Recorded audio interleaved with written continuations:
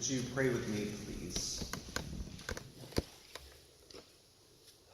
God of peace, bless this word today, that the words of my mouth and the meditations and contemplations of all of our hearts and minds may bring peace and justice to your world, and may your will be done on earth as it is in heaven. Amen.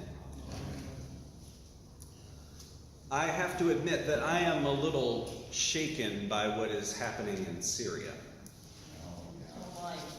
It seems in the world that we live in that there's just one tragedy after another. Whether it's planned or unplanned, one tragedy after another keeps happening. And we cannot blame everything on the current emperor. Because there is a culture in which he rose to power. It is the same thing that happened in Jesus' time. There was a culture in which Rome rose to power and was able to oppress so many peoples, take over so many peoples. And so I must stand here as a religious leader, a faith leader, to say that war is not a Christian value.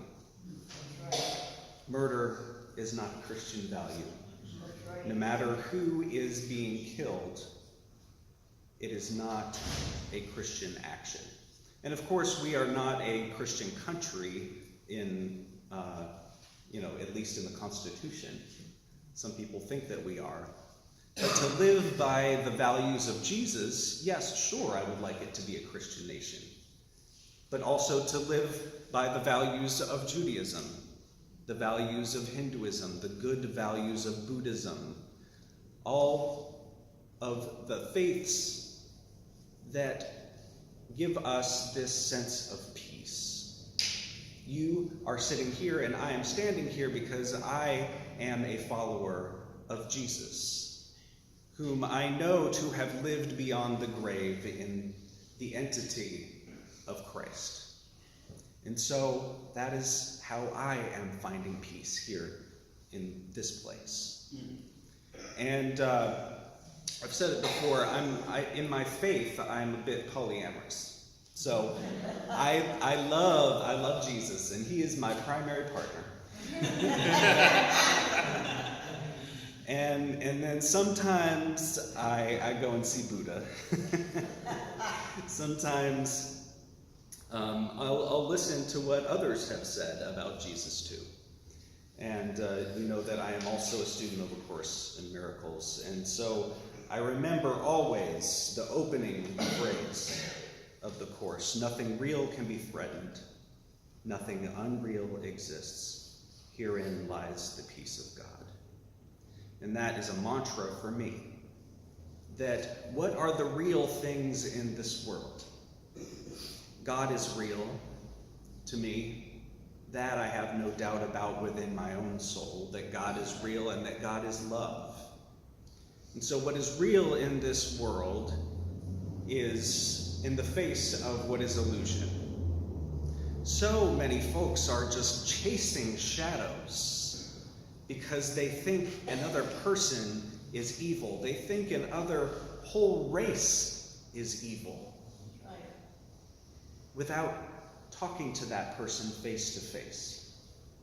And even I am guilty, and many of us are guilty sometimes, of scapegoating or creating straw men and saying, this kind of right-wing conservative. But how many of us sit down and talk with a right-wing conservative? I know it's a scary thing to do. I've done it. It's not easy. But it's those kind of bridges that allow us to stay out of the kind of situations we're in right now, where everything is so completely polarized.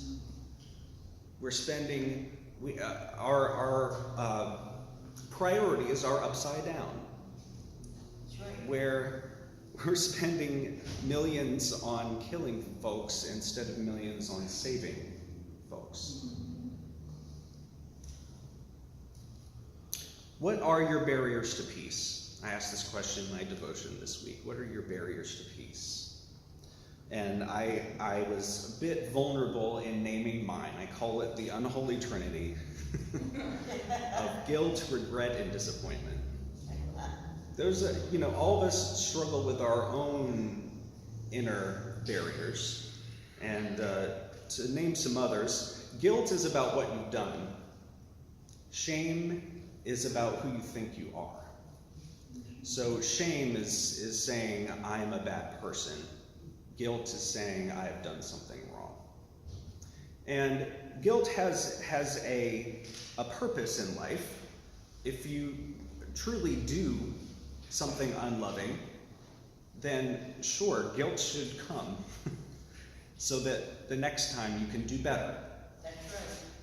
But many of us are in that continual cycle of guilt, and it's a cycle between the inner victim and the inner judge.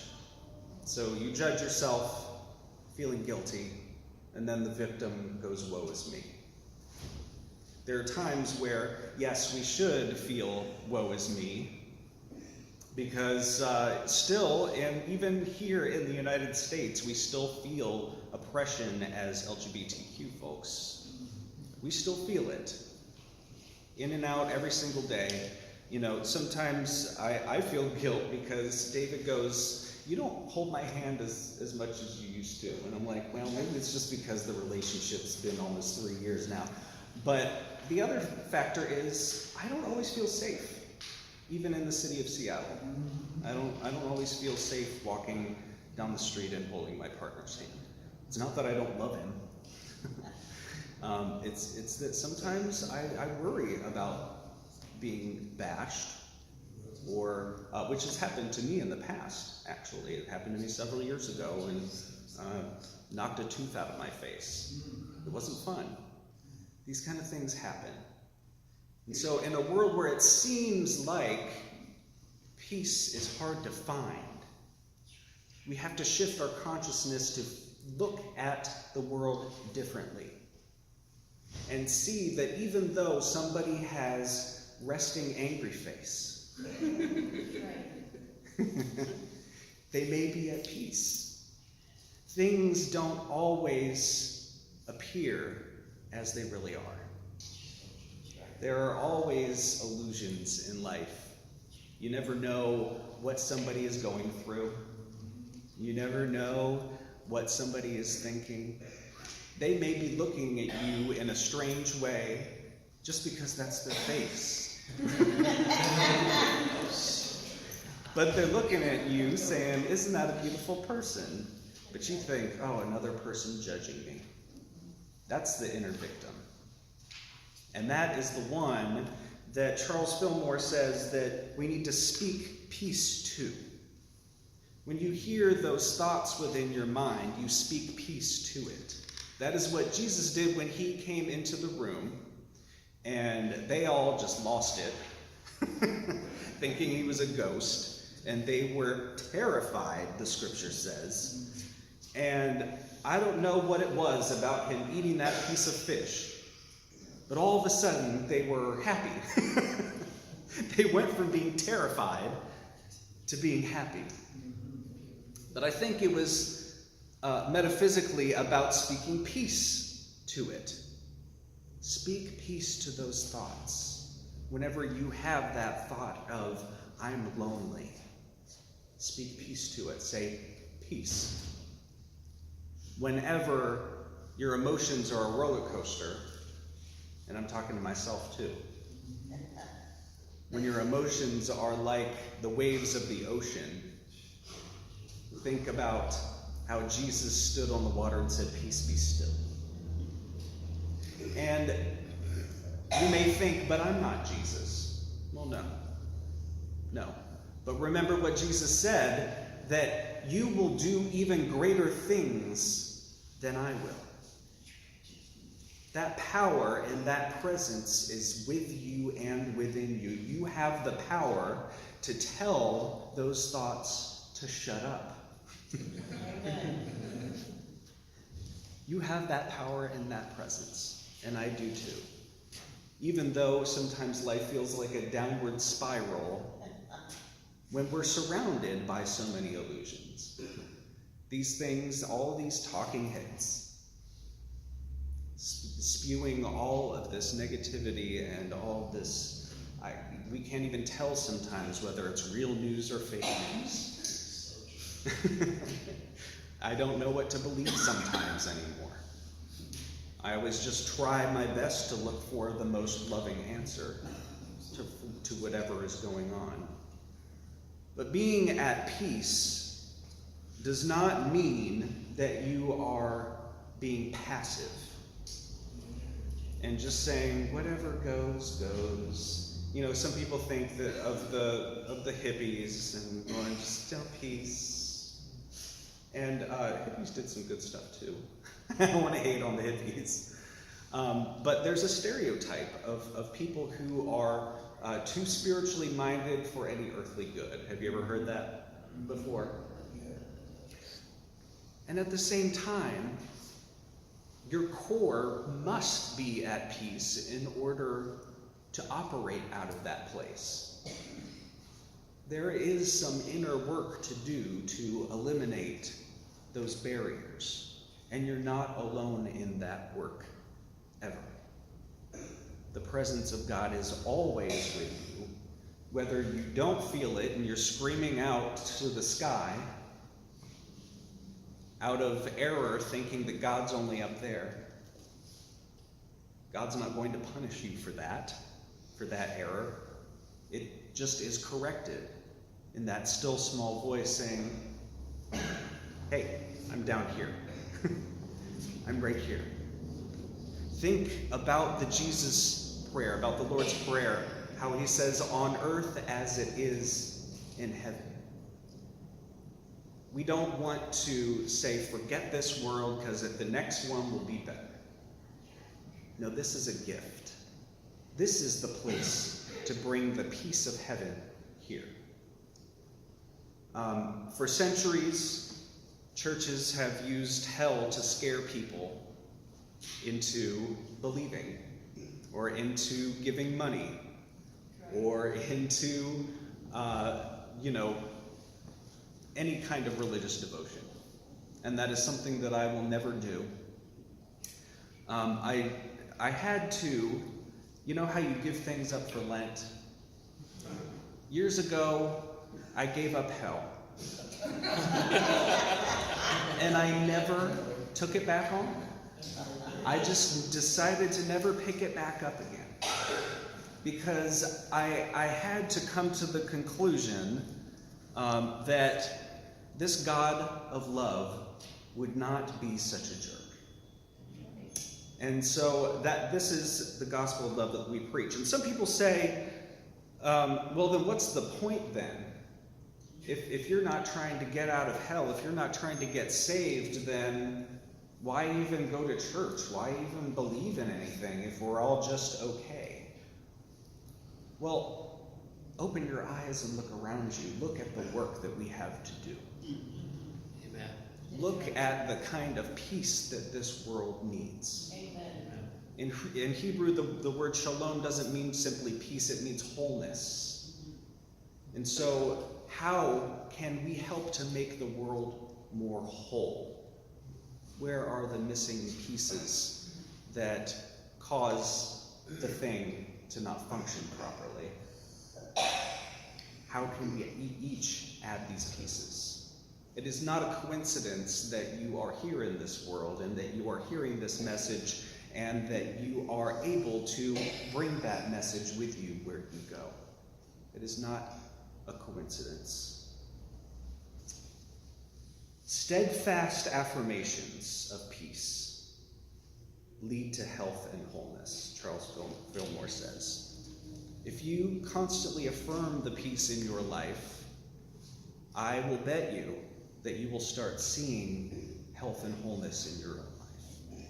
That doesn't mean that if you are experiencing sickness that you're being punished. It doesn't work in the reverse order.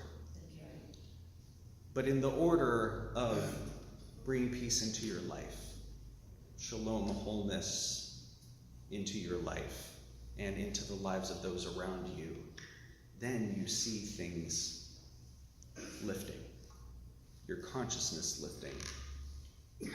And bad joke, I'll leave it. Ask me later.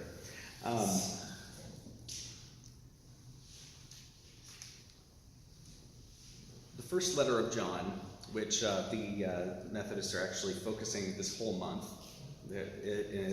it's called sometimes the Book of Love. And I love this song that we sang earlier, Orphans of God, because I heard it years ago for the first time when Reverend Dolores Berry sang it. And she put her own gospel twist on it.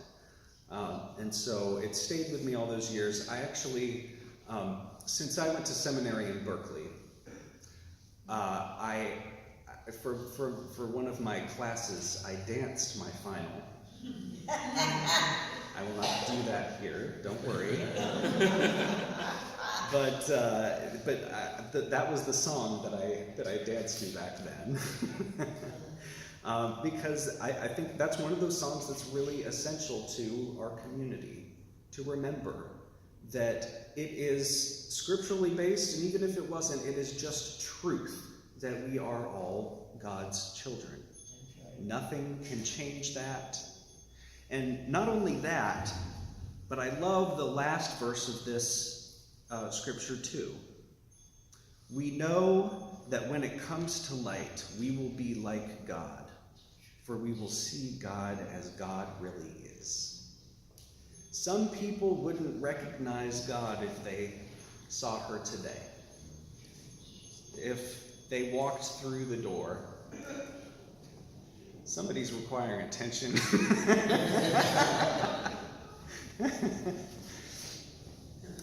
If they walked in the door,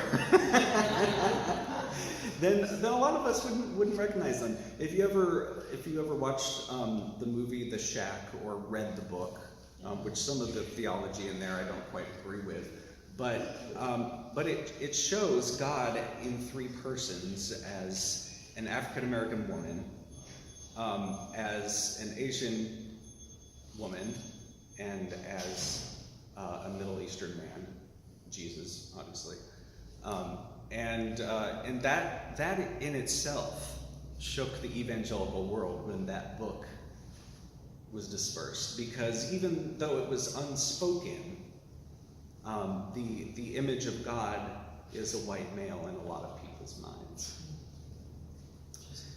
And so that's what it reminds me of when the scripture says, when it comes to light, when that day comes, we will see God as God really is, the authentic divine. And I think that image, the imago Dei, the image of God, is a reflection of all of our faces together. And that fact alone should give us peace. Amen.